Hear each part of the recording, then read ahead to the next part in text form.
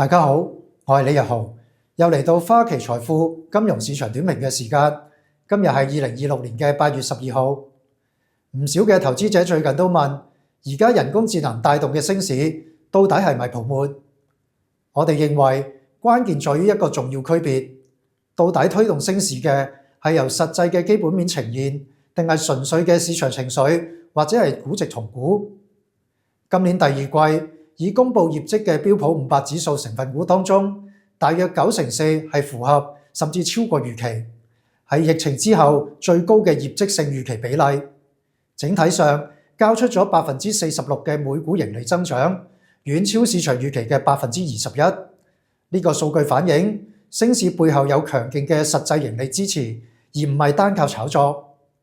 另外有51%嘅標普500指數成分股喺第二季將資本開支按年增加超過1%，人工智能建設已經由晶片擴展到電力、電網同埋網絡安全等等嘅基礎設施。一間公司嘅資本開支會轉化為另一間公司嘅營業收入，令到更加多嘅行業受惠。所以我哋認為短期內可以喺股市回調嘅時候部署閒置資金，長線維持超配美國嘅大型股。今次嘅金融市場短評時間就差唔多啦，下次再見，拜拜。